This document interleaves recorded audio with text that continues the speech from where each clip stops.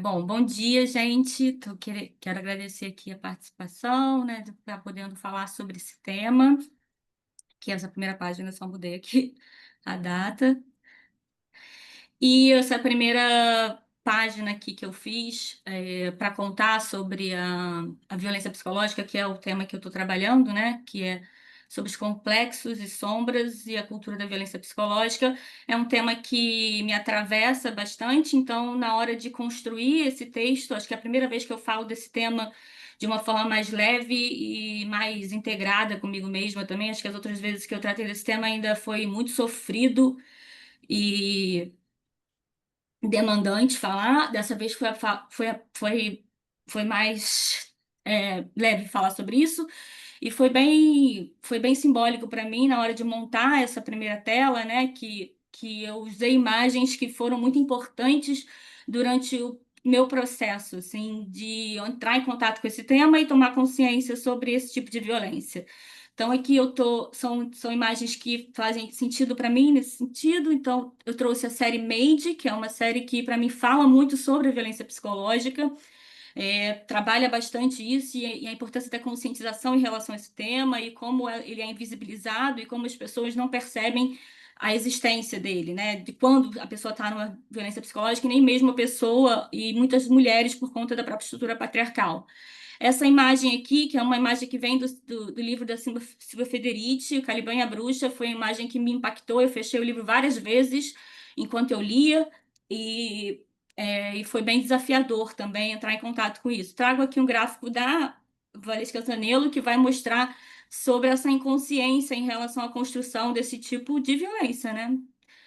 Trago aqui também um oráculo, que é um oráculo trago uma carta que é da Mulher Selvagem, que é um oráculo que eu me conecto. A Sombra, que é uma carta desse ano que eu estou tirando a beça. E a Bailarina Cósmica também, que eu vou falar um pouquinho também quando eu passar.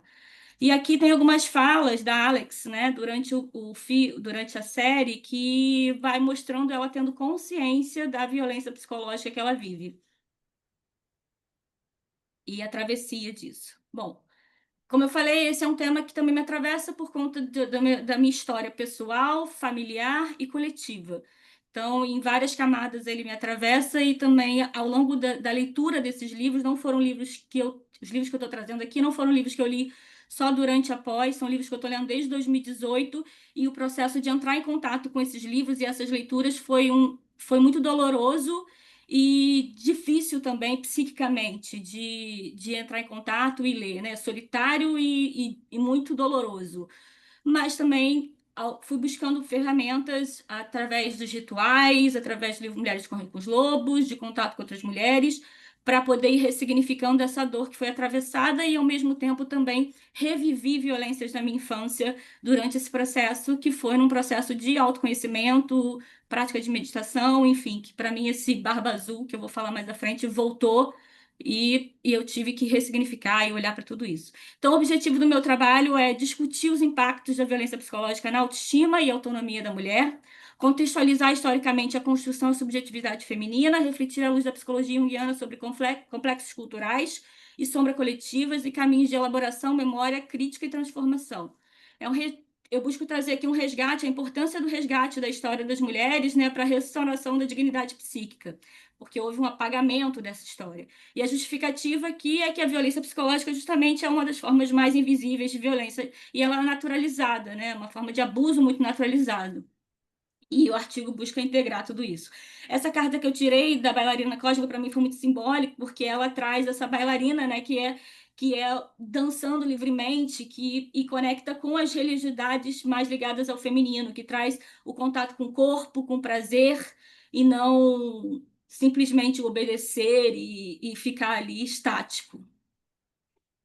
Então, com base nisso, vou falar sobre a violência psicológica e trago esse gráfico, principalmente aqui da Valesca Zanello, né? A violência psicológica ela é um tipo de abuso, né, que busca dominar, controlar as ações e crenças e decisões da mulher. Ela ocorre através de humilhação, manipulação, ameaças e condutas coercitivas. E ela pode acontecer em diferentes classe, raça, religião, idade, escolaridade. Todas as mulheres dentro dessa cultura vivenciam e podem vivenciar esse tipo de violência. Está prevista a Lei Maria da Penha desde 2016 como violência, mas só foi tipificada efetivamente como crime a partir de 2021. Antes disso, a gente havia uma discussão no direito penal sobre existir uma lesão corporal em relação a isso, por conta do dano psíquico, né, que ocorre, mas a gente só conseguiu realmente prever isso como crime em 2021. A tipificação, o que aconteceu com a tipificação é que ele ampliou o debate, né, e possibilitou que a gente começasse a reconhecer esses tipos de experiências que são e foram muito invisibilizadas ao longo do tempo. Manter-se no ciclo de violência, né, compromete a autodeterminação e a integridade psíquica da vítima. Os dados do dossiê de 2024, né, eles falam que 72 mil pessoas foram vítimas de violência psicológica, e sendo que dessas 70% são e eram mulheres, né? Aqui, esse gráfico, ele vai mostrar que a Valesca Janello traz no Prateleiras do Amor, né, vai falar sobre a construção desse tipo de violência, né? E como ele está invisibilizado. Aqui ela vai falar da publicidade machista, da violência dos videogames, do machismo, isso que está lá embaixo, né? A invisibilização dessa história. E o abuso psicológico, ele entra aqui bem entre o invisível e o visível, né? O psicológico está bem nessa linha, e traz esse humilhar, o xingar, a chantagem emocional, tudo isso está invisível como violência, né? Manipulação emocional, vigilância e controle. O que aparece, o que emerge ali no topo é o feminicídio, agressão física, ameaça, estupro e outros abusos, né?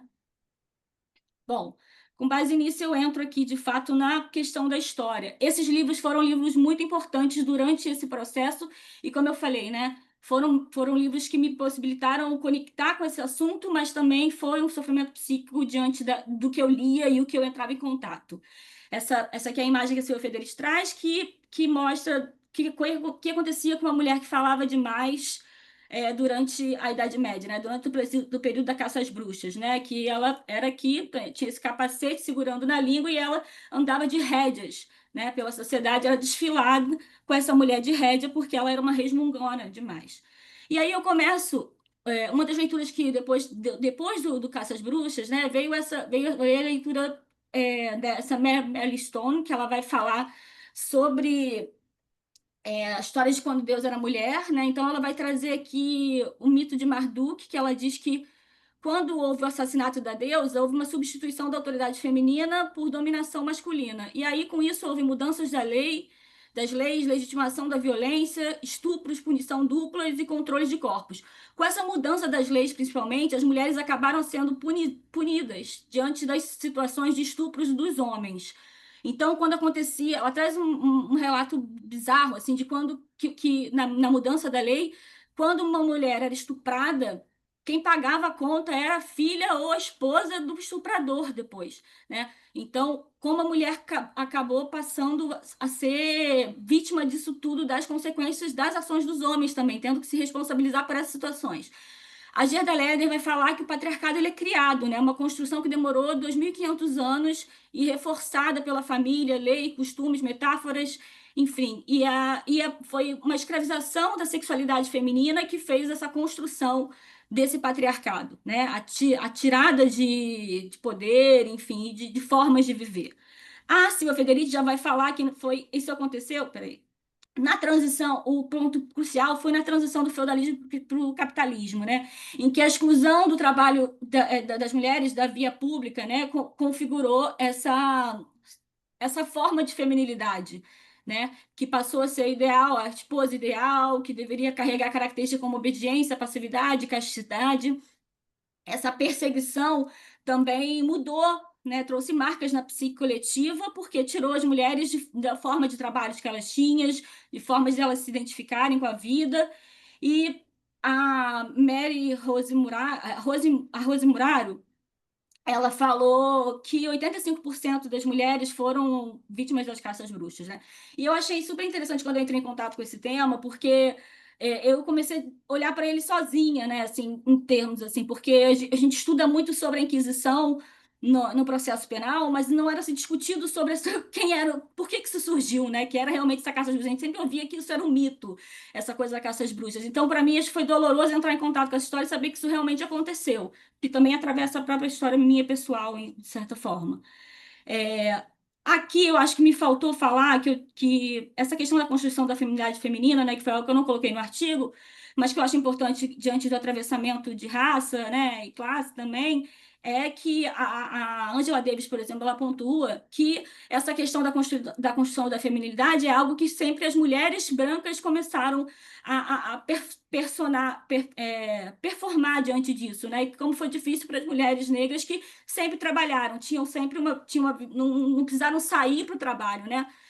Elas precisaram trabalhar para sobreviver, né? A Bell Hooks também critica em relação a isso, a forma das mulheres brancas também enxergarem as coisas. Então, algo que eu não falei ali no início, mas eu falo no artigo, né? Que a importância do que eu estou trazendo aqui é uma visão também minha, dentro da minha visão, da minha história, dos meus privilégios e dos acessos que eu tenho. Aqui eu vou entrar de fato na violência psicológica e os impactos dela na autoestima, e eu trago essa imagem da Alex, que ela vai tomando consciência de que o que ela vive, o que ela viveu de fato foi uma violência, né? Então, a Valesca Casanello, ela vai mostrar por que isso é construído pela cultura, né? De forma que o que é influenciado na cultura, os videogames, o que não é visto como que é humilhação, que é essas violências que não são vistas, mas isso está ligado ao sofrimento, à construção do amor romântico, né? Diante do que como a mulher deve se relacionar com o amor, né? E com o parceiro, de que o homem ele entra muito nesse lugar de validade, né? De validação, o relacionamento, o casamento, eles são símbolos de validação dessa mulher, e isso que desperta o dispositivo amoroso. Então, quando a mulher sai desse movimento, ela, de fato, ela é punida, né? Ela é punida, ela é rechaçada, então, vivencia toda essa dor. Isso é o que faz se manter, né, essas relações abusivas. Então, essa vontade de salvar o parceiro, isso também é construído, de merecer afeto.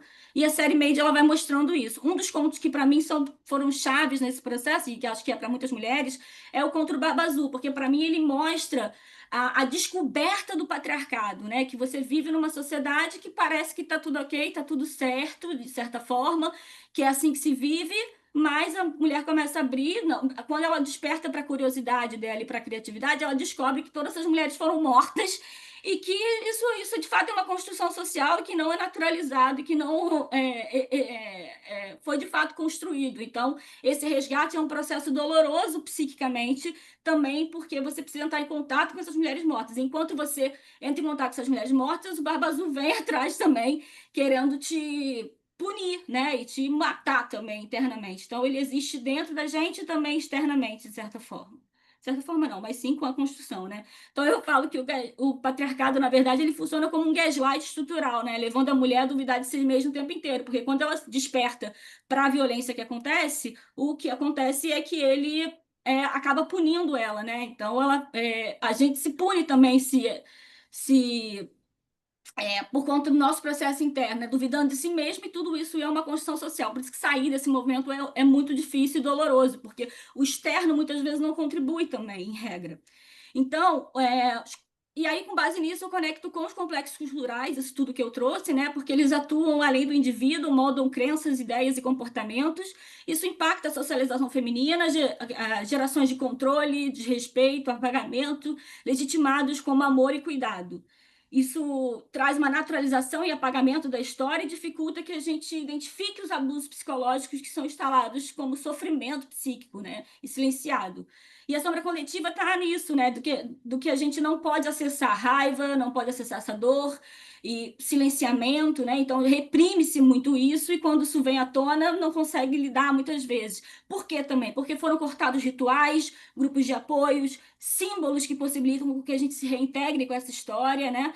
E traga um contorno e sustentação para um novo caminho. Então, o apagamento dos rituais e a forma de viver isso também contribui para que as mulheres tenham dificuldade de se reintegrar, né? De se integrar e se entender inteira.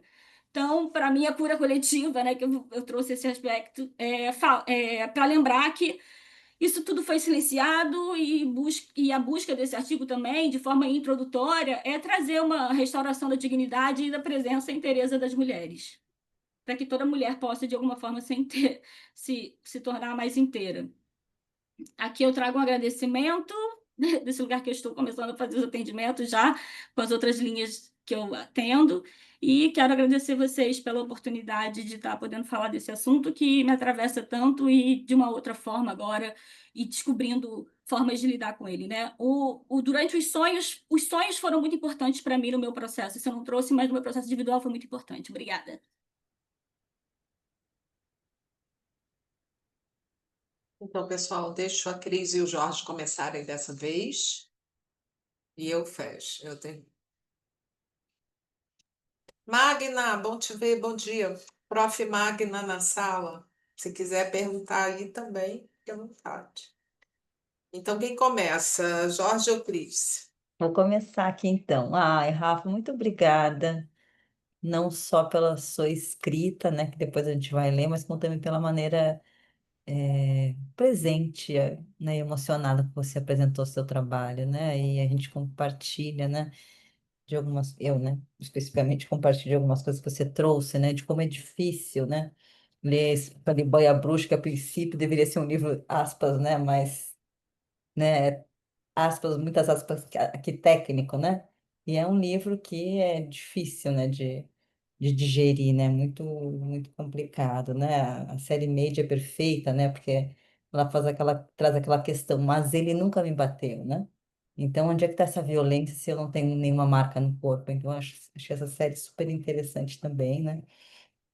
E e daí você citou ali, né, a Rosemarie Muraro, e eu fiquei pensando nessa questão das bruxas brasileiras, né? Que nós se tem muito pouca pesquisa sobre as bruxas brasileiras que foram mortas, né? Algumas em praça pública no Rio de Janeiro, outras em revoltas, né, no Rio Grande do Sul, como a revolta dos Muckers.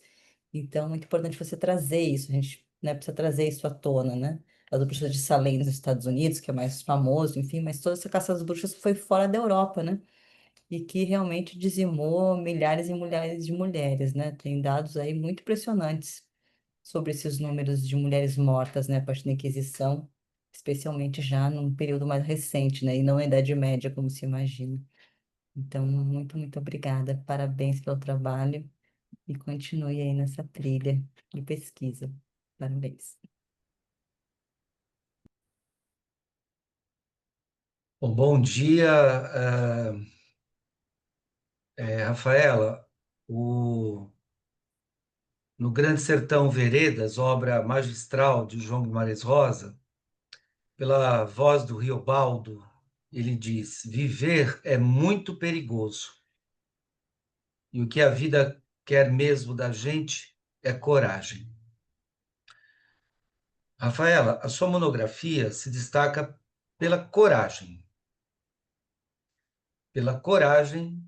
que você teve de enfrentar a violência psicológica contra a mulher, não apenas na sua dimensão jurídica ou sociológica, mas fundamentalmente como um fenômeno histórico, cultural, simbólico, psíquico.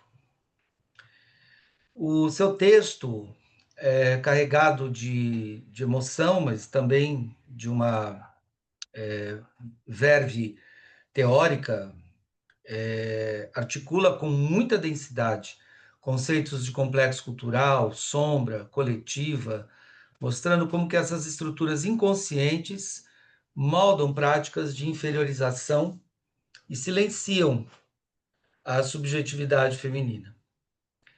Seu diálogo com Jung, Singer, Stein, Stess e as autoras feministas e historiadoras, como você citou, né, a Gerda Lerner, a Silvia Federici, a Rosemarie Muraro, que eu tive a honra de ter sido minha professora, né, que escreveu Masculino e Feminino com Leonardo Boff, um livro, né, maravilhoso para a gente ler no campo junguiano. Ela, inclusive, tem esse livro com uma dedicatória dela, dizendo assim: Jorge, integre o feminino no seu masculino. E o uso do conto do Barba Azul como chave simbólica é particularmente expressivo, evidenciando o gaslighting, que você chama estrutural, do patriarcado. Você mostra como que o mito ilumina experiências clínicas contemporâneas. E o outro ponto de muita relevância é a sua consciência, o seu lugar de fala, é o seu testemunho pessoal, é você se colocar no centro da pesquisa. É quase uma autoetnografia, que dá ao trabalho uma autenticidade e uma responsabilidade ética. A conclusão aponta de forma clara que enfrentar a violência exige elaboração simbólica, resgate histórico e reconstrução da dignidade feminina, né? E aí eu vou fazer uma pergunta. Vou citar a Bíblia para fazer a pergunta. Semelhantemente, Timóteo, capítulo 2, versículos 3 a 5. Olha só o que diz. Novo Testamento. Semelhantemente, ensinam as mulheres mais velhas a serem reverentes na sua maneira de viver, a não serem caluniadoras nem escravizadas a muito vinho, mas serem capazes de ensinar o que é bom. Assim poderão orientar as mulheres mais jovens a amarem seus maridos e seus filhos, a serem prudentes e puras, a estarem ocupadas em casa e a serem bondosas e sujeitas a seus maridos, a fim de que a palavra de Deus não seja difamada. E aí depois ele continua aqui, ó, a mulher aprende em silêncio, com toda submissão, pois não permito que a mulher ensine, nem tenha domínio sobre o homem, mas que esteja em silêncio. Veja só, as mulheres que são cúmplices da dominação masculina, elas retiram da doutrina cristã, do dogma cristão, o argumento para que cada sexo tem sua missão, cabendo às mulheres fazerem apóstolas da tranquilidade doméstica. Aí vem uma pergunta. No seu entendimento, que você estudou e se debruçou tanto sobre isso, por que tantas mulheres brasileiras do universo cristão, em nome da fé, aceitam repetir discursos que as colocam como submissas, em nome da pretensa virtuosidade e obediência? Forças psíquicas, históricas e simbólicas fazem com que elas defendam o mesmo patriarcado que as aprisiona?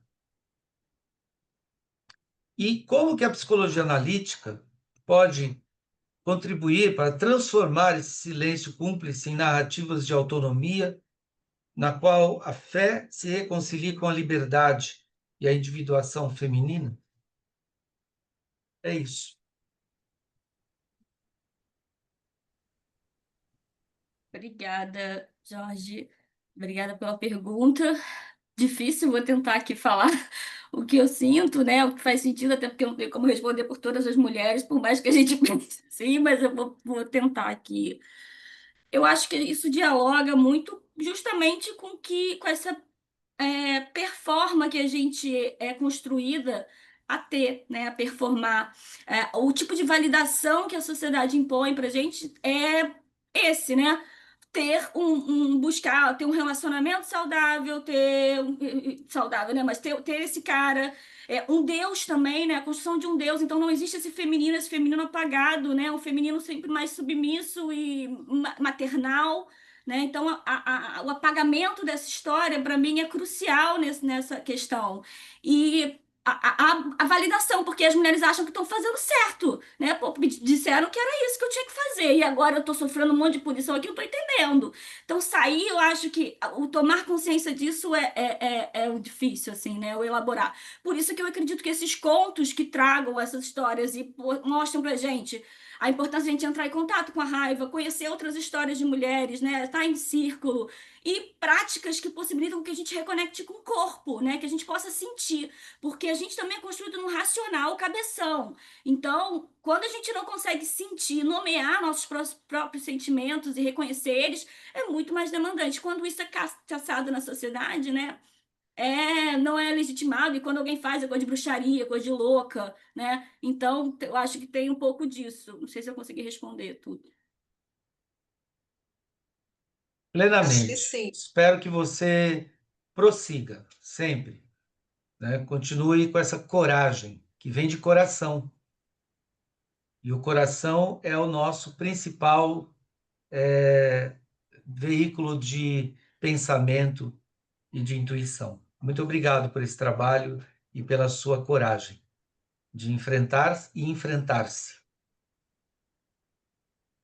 Bom, então, Rafaela, é um trabalho muito potente, né? É bem importante essa discussão sobre essa agressão, né? Psicológica, eu colocaria até assim. E eu acho que na pergunta do Jorge também, né, essa coisa da religiosidade, das mulheres, por que que a gente apoia o patriarcado, né?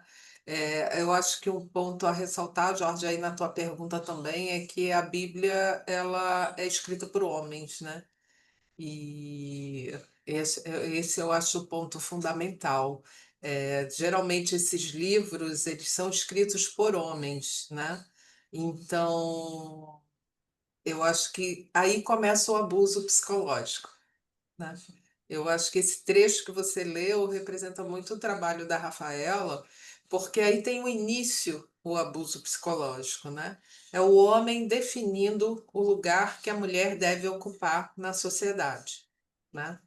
Então, eu acho que, não querendo contestar aqui religiões e etc., mas lendo um texto, né? Texto bíblico, nesse sentido mais racional, a partir de uma racionalidade feminina, né? Vou me dar essa liberdade poética aqui. Eu acho que a gente não pode nunca perder de vista que é um texto escrito por homens, né?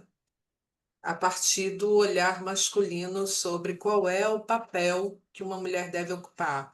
E eu acho por isso a importância do trabalho da Rafaela, que ela traz essa coisa né, do abuso psicológico, e eu entendo o quanto é importante que a gente analise isso e o quanto é importante que a gente traga essa temática, assim como a Mariana trouxe em eco, nesse sentido de que as narrativas sobre nós precisam partir de nós agora, né?